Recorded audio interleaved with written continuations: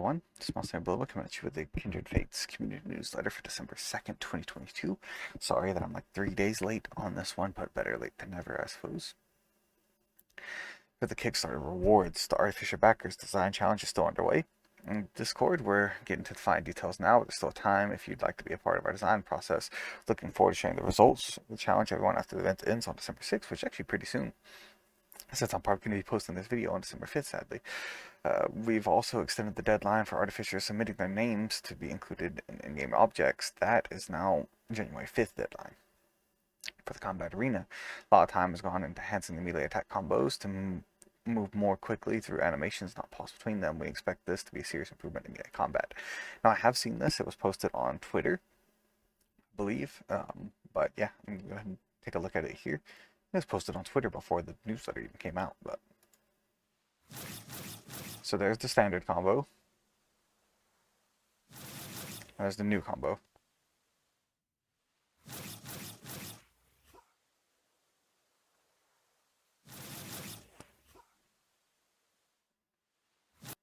Now, both me and Inku thought this looked good. But there was also a few other people in the chat who thought it didn't look good. And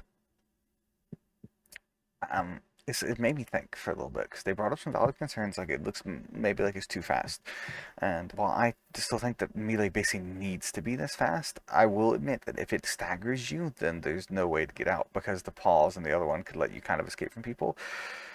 So this kind of needs to not be a stagger, maybe? It's kind of like a hard balance to make for sure.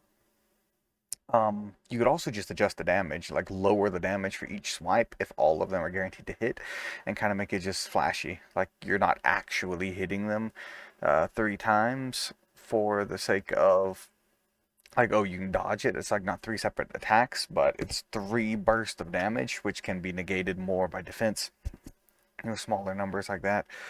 But that's probably the best way to do this, because the old way, it's dodging away from melee just feels horrible, like when you're the one using melee. So I think that the new mag speed is fine. They just have to be a little bit careful with the damage, and maybe make it so that it does stagger and you're guaranteed to hit, and that could possibly lead into combos, which is also something you gotta be careful about, because imagine you're doing this, you go bam bam bam, and then you bite, and then they're staggered again, then you do another attack, and so on and so forth, and you just keep sending it. Yeah, that could be dangerous. But overall, I think it is a very good direction that things are going in. Call down attacks such as Rock Slide and Iron Fist not cause flying kinfolk to fall to the ground when they take damage, which is absolutely wonderful. That is something that is very much needed, because the Rock Slide knocking Avion out of the air specifically will make Shovelet actually stand a chance against Avion. Iron Fist, if you can hit Avion out of the sky with Iron Fist, you deserve to basically one-shot him. Like, that is like ridiculous if you can actually land that, in my opinion. So for single player, made a lot of improvements, a lot of progress implementing character customization. We implemented smooth transitions between facial features and finalized the UI for body options. The rigging is complete for facial hair. Yes, we have facial hair. Rob was saying that it wasn't 100% confirmed, but I think this means the facial hair is 100% confirmed. Give me a giant bushy beard, please. The rigging is complete for facial hair and several new clothing models. And the color variants for those clothing models are also nearly finished. Apart from adding more hairstyles and clothing options in the future, we're very close to the end of it now. There are just a few more pieces that need smoothing out. We're working on new optimizations for single-player mode on Nintendo Switch. This is something we've been eager to get started on, and will have a huge positive impact on PC performance as well. The new AI for summoners and their kinfolk has been updated, so they cooperate with each other better when searching for the player and entering combat.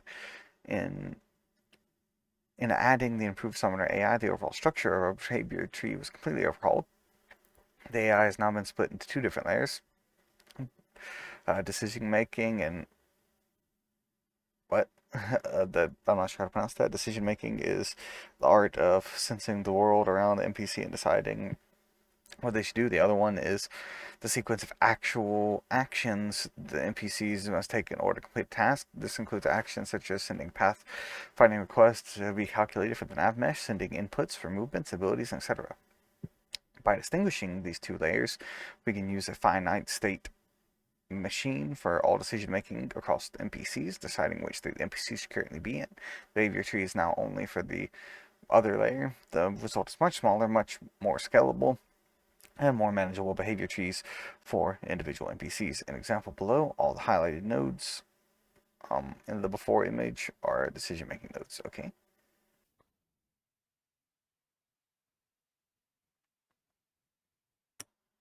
So yeah, they've cut down on the bloat significantly, made it much more simple. Yeah, smaller behavior trees are good, as they say there.